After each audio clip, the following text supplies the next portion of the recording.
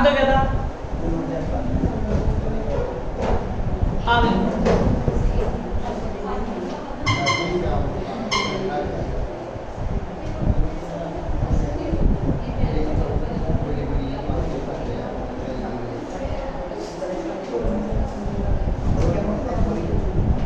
ऊर्जा निकाली थी अपन ने, अब लिखो लास्ट अगला पॉइंट लिखो, उत्सर्जित विकिरण का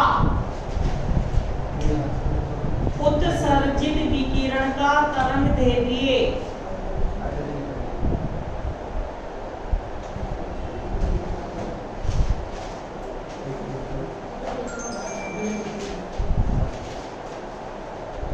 उत्सर्जित विकिरण का तरंग दैर्घ्य। तो बबलू लिखो, हम जानते हैं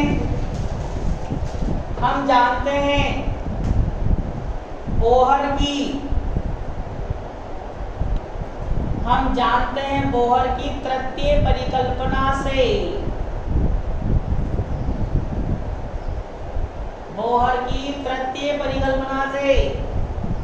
क्या होती है? Hν बराबर En2 माइनस En1 ये होती है। अपन को क्या निकालने बताऊं, जब इलेक्ट्रॉन उच्च ऊर्जा स्तर से निम्न ऊर्जा स्तर में आएगा तो कितनी तरंग दैर्घ्य की विकिरण का क्या रहेगा? उत्सर्जन रहेगा। मतलब जो विकिरण निकलेगी उसका क्या निकालना है? तरंग दैर्घ्य। तो बताओ h न्यू को क्या लिख दूं? c/λ। बताओ कल अपन ने En का मान निकाला था जिसमें z और n दोनों आ रहे होंगे। बताओ En का मान चला माइनस का 2 k स्क्वायर है पाई स्क्वायर e की पावर 4 z स्क्वायर भी होगा। हां z square k square pi square z और n दोनों minus 2 k square z square pi square e की power 4 m upon n square h square. यही है। बताओ यहाँ 2 है तो यहाँ क्या कर दूंगा? 2। आगे चलो, माइनस माइनस क्या हो जाएगा? प्लस। फिर वहां रखो n1 का क्या आएगा? 2 k square z square pi square e की power 4 m upon n1 square h square. Minus plus हो जाएगा ना। तो h/λ कॉमन ले लो, तो common k square common z square common pi square common e की power 4 common m common h square भी common. क्या बचा? 1/n1 square minus 1/n2 square. ये होगा। यहाँ से मुझे 1/λ निकालना है तो क्या हो जाएगा? 2 k square pi square e की पावर 4 m अपॉन CH3 और क्या आएगा? z square. ठीक है। और ये क्या बचा? 1/n1 square minus 1/n2 square. 2 constant, pi k constant, pi constant, e constant, m constant, c constant, h constant. इस पूरे को क्या मान लेता हूं? नया कांस्टेंट। इसको न्यू बार भी बोलते हैं, तरंग संख्या। इसको क्या मान लेता हूं? r z square 1/n1 square minus 1/n2 square. जहां r क्या माना आपने? 2 k square pi square e की पावर 4 m अपॉन CH3। यही है। इसको क्या बोलते हैं बबलू? रिडबर्ग नियतांक। इसका मान क्या होता है? 1.097 × 10⁷ मीटर इनवर्स। अब बात करें हाइड्रोजन एटम के लिए, हाइड्रोजन एटम के लिए न्यू बार बराबर 1 अपॉन लैम्डा बराबर क्या आएगा r 1 upon n1 square z बराबर कितना होता है माइनस 1 अपॉन n2। ये लिखो बबलू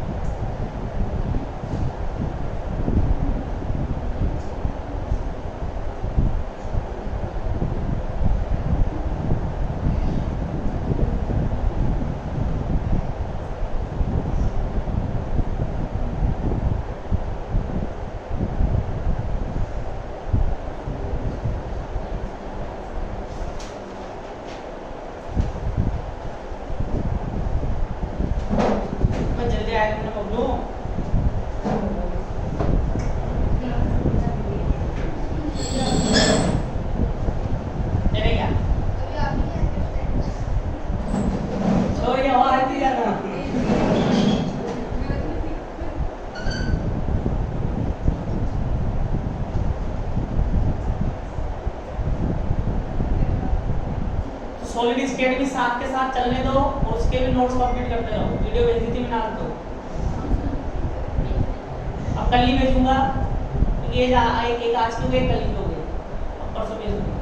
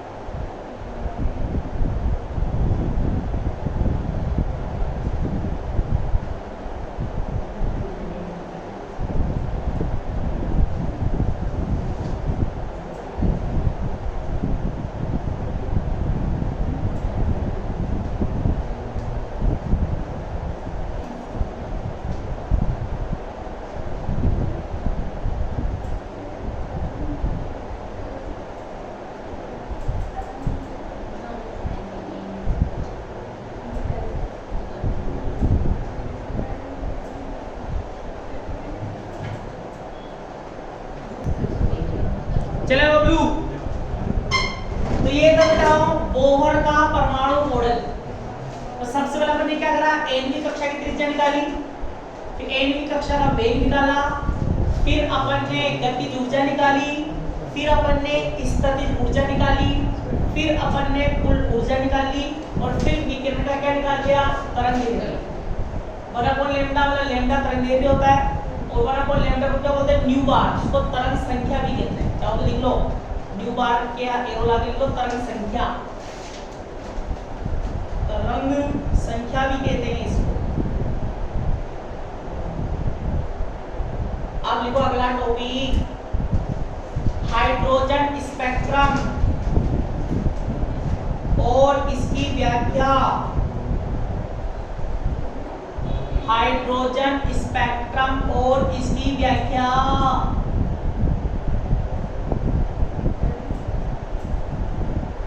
हाइड्रोजन स्पेक्ट्रम और इसकी व्याख्या।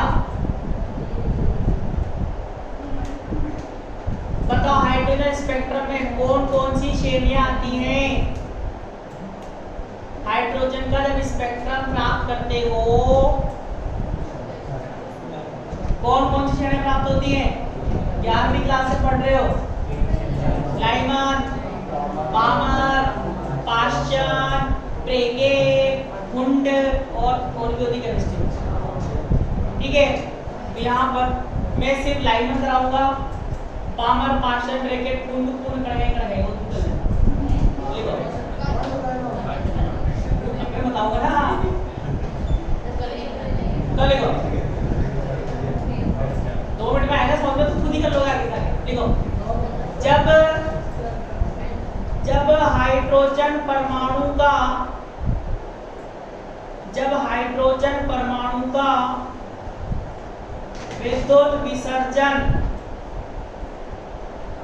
विद्युत विसर्जन कराकर उसका स्पेक्ट्रम प्राप्त करते हैं,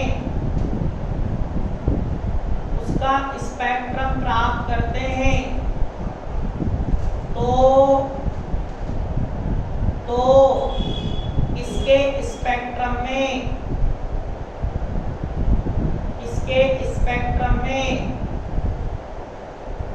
निम्न श्रेणियां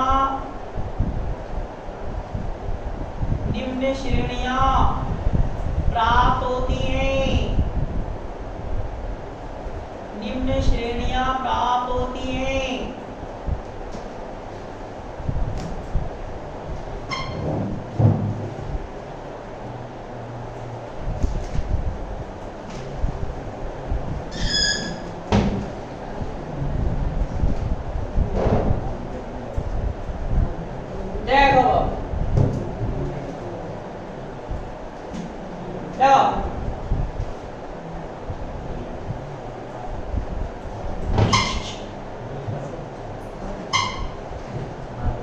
n बराबर 1,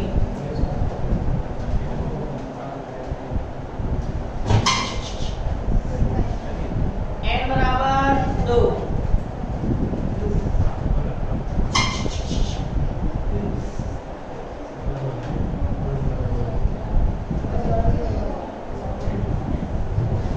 n बराबर 3,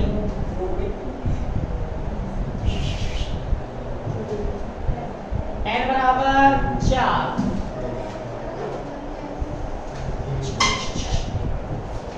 n बराबर 5,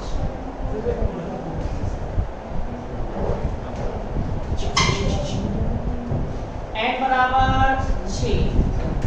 ऐसे ही और भी श्रेणियां और भी लिखा है, ठीक है। तो सुनो, जब आपने इलेक्ट्रॉन को ऊर्जा दी, निम्न ऊर्जा उस तरह से क्या उच्च ऊर्जा स्तर। अगर इलेक्ट्रॉन 2 से 1 में आए, मतलब उच्च ऊर्जा स्तर भाई 1 बराबर 1 के लिए क्या मूल ऊर्जा स्तर है, तो 2 से 1 में आए, 3 से 1 में आए, 4 से 1 में आए, 5 से 1 में आए, 6 से 1 में आए और अनंत से भी 1 में आए, ठीक है। तो उत्सर्जित विकिरणों की श्रृंखला क्या कहलाती है? लाइमान श्रेणी। अगर 3 से 2 में आए, 4 से 2 में आए, 5 से 2 में आए, 6 से 2 में आए और अनंत से भी 2 में आए, तो क्या बोलते हैं? लाइमान। कौन सी? पामर श्रेणी। अगर 4 से 3 में, 5 से 3 में, कौन सी होगी? पाश्चात्य श्रेणी। और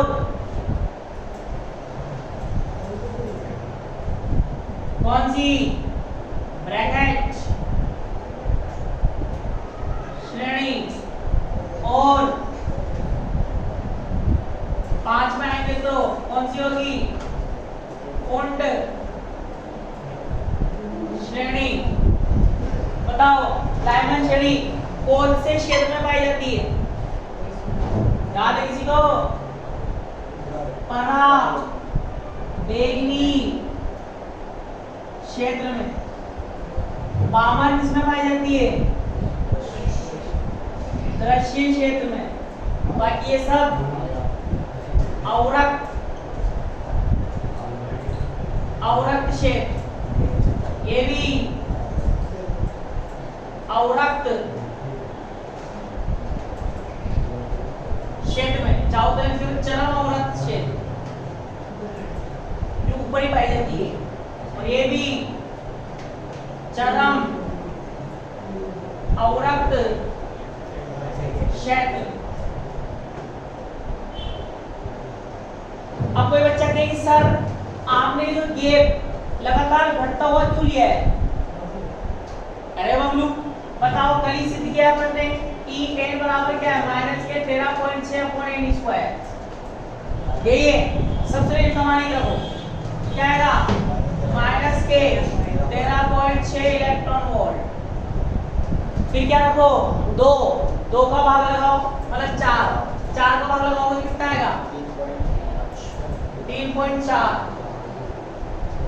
माइनस का 3.4 इलेक्ट्रॉन वोल्ट। फिर 3 रखो, 3 दिया कितना? 9 का भाग लगाओगे 1.5 माइनस का इलेक्ट्रॉन वोल्ट। लगातार देखो, ऊर्जा अंतराल इसका निकालोगे ज्यादा आएगा, 13 में से 3 गए तो लगभग ज्यादा आएगा। फिर इसका निकालोगे तो क्या आएगा? कम। इसका निकालोगे तो कम, फिर इसका निकालोगे तो कम। तो लगातार ऊर्जा अंतराल क्या हो रहा है? घट रहा है। इसलिए बीच की दूरी भी लगातार क्या करनी है? घटती हुई बनानी। बनाओ इसको बनाओ बबलू।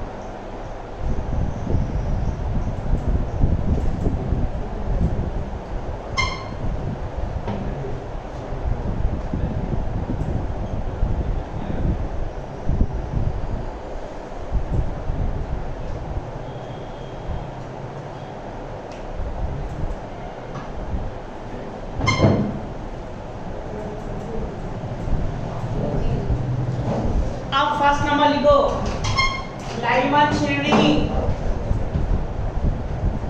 लाइमन श्रेणी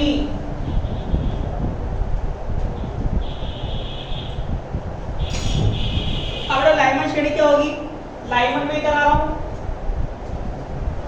बाकी स्वयं कर लेना आपका। लाइमन श्रेणी क्या होती है? जब इलेक्ट्रॉन n बराबर 2 3 4 अनंत से n बराबर 1 में संक्रमित होता है, उत्सर्जित विकिरणों की श्रृंखला कहलाती है लाइमन श्रेणी, जो स्पेक्ट्रम के परावैंगी क्षेत्र में पाई जाती है।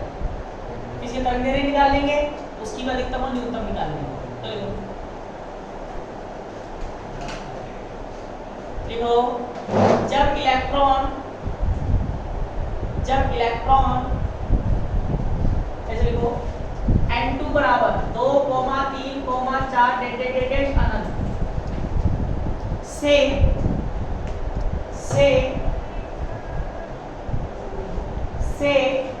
n1 बराबर 1 में संक्रमित होता है। n1 बराबर 1 में संक्रमित होता है तो उत्सर्जित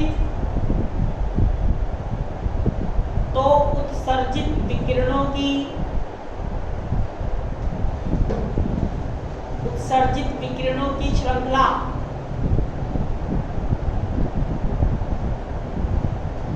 लाइमन लाइमन श्रेणी कहलाती है।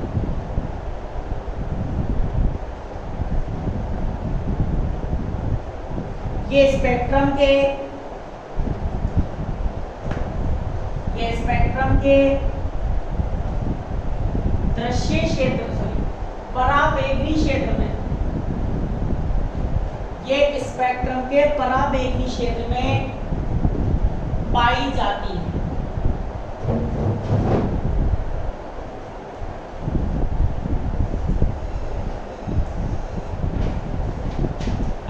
तब इसकी तरंग दैर्ध्य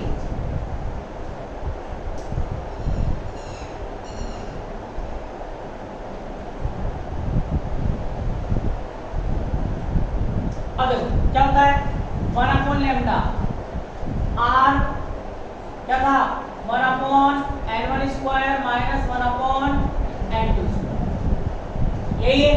अब लाइमन के लिए n1 को क्या कर देना आप 1 का स्क्वायर, ये होगा, ठीक है।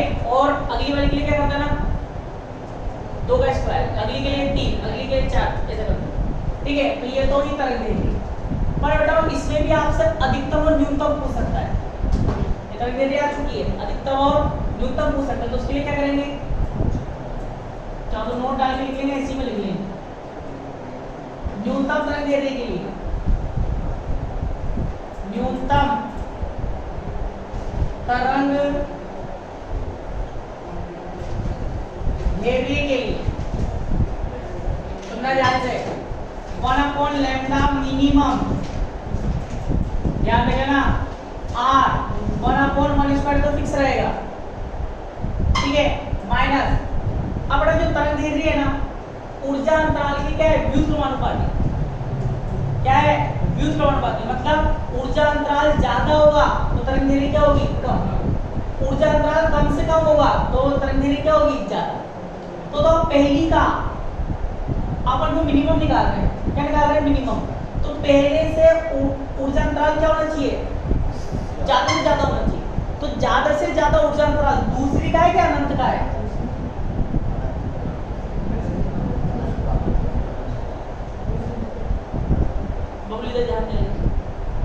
तो मैं क्या बोल रहा हूँ लैम्डा मिनिमम है, न्यूनतम तरंग दैर्ध्य निकालनी, तो न्यूनतम तरंग दैर्ध्य ऊर्जा अंतराल ज्यादा से ज्यादा होना चाहिए, यहाँ पर तो फिक्स है। अब n2 का मान या तो आप 2 रखो या आप क्या रखो अनंत रखो, तो पहली का दूसरी से अंतराल ज्यादा है या पहली का अनंत से ज्यादा है, अनंत से, तो यहाँ क्या रखेंगे 1/, अनंत का स्क्वायर, ठीक है। तो ये क्या होगा 1/λ मिनिमम, ये क्या हो जाएगा आ गया, ये तो कितना हो जाएगा 0, और बताओ लैम्डा मिनिमम क्या आ गया, लैम्डा मिनी 1/r। जब इसको सोल्व करते हैं तो आंसर आता है 912 × 10, कितना आता है 912। ऐसे ही अधिकतम तरंग दैर्ध्य के लिए, ये सब में करना है तुम्हें, अधिकतम तरंग दैर्ध्य के लिए 1/λ मैक्सिमम r 1/1² माइनस 1 तो फिक्स रहेगा, अगली वाली में 2 फिक्स कर देना, 2 है जगह। अब बताओ मैक्सिमम निकालना है तो ऊर्जा अंतराल क्या होना चाहिए कम से कम, तो ऊर्जा अंतराल कम से कम पहली का किससे होगा दूसरी से, 1/2 का स्क्वायर 1/λ मैक्सिमम r 1 - 1/4, कितना हो गया 3/4 इंटू 1/r जाएगा 3/4 इंटू r। तो लैम्डा मैक्सिमम क्या होगा, लैम्डा मैक्सिमम 4/3 इंटू 1/r, यही है। अब बताओ 1/r का मान क्या है 4/3 इंटू 912 10, कितनी बार कट गया 3 से 304, कितनी बार कटेगा 4 × 12 3 × 9, अब गुणा करो 4 × 4 16 12 16 10, ठीक है। ऐसे ही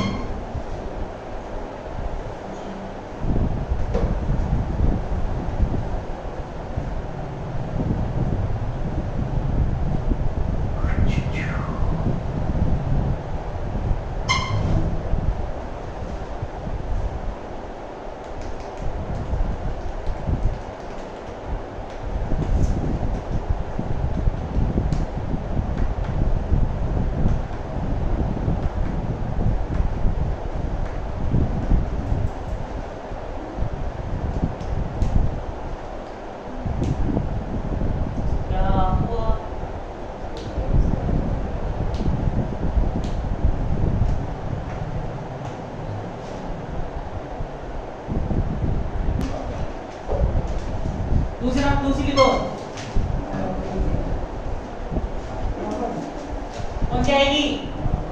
पामर श्रेणी।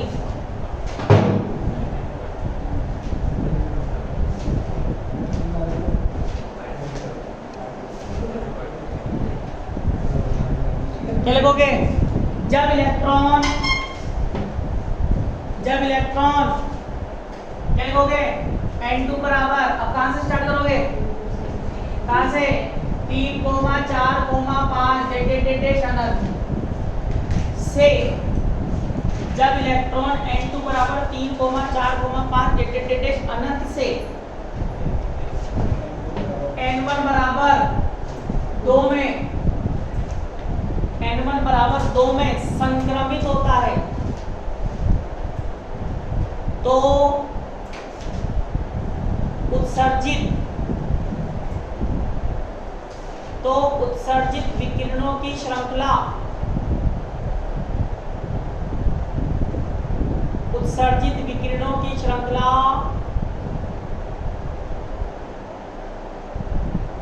पामर श्रेणी कहलाती है।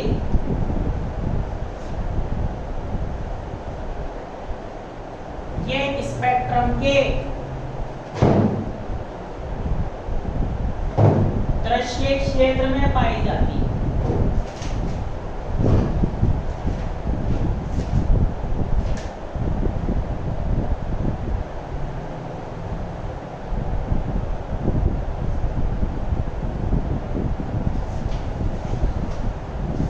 तब इसकी तरफ देखिए, बताओ यहाँ कितना आएगा?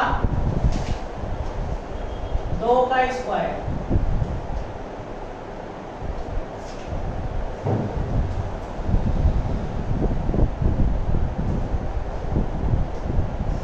आएगा और न्यूनतम के लिए यहाँ क्या हो जाएगा? 2 का स्क्वायर। 2 का स्क्वायर क्या होता है? 4। तो लैम्डा मिनिमम क्या होगा? 4/r। 4/r 1/r का मान ये, तो इंटू क्या करना पड़ेगा? 4 से इंटू कर दो, कितना आएगा? 4 दूनी 8, 4 एकम 4, 9 चौक 36, 48 एंगस्ट्रॉम। और यहाँ क्या आ जाएगा न्यूटन के लिए? 2, और यहाँ क्या आ जाएगा? 3। यहाँ 2 और यहाँ 3, 2 का स्क्वायर 4, 1/4, 1 घटा 9।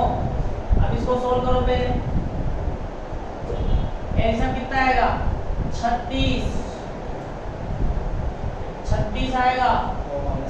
तो क्या आएगा? 9 - 4 मतलब 5/36, 5/36 r। तो लैम्डा मैक्सिमम क्या हो जाएगा? 36/5 इंटू 1/r, 36/5 इंटू 912 एंगस्ट्रॉम।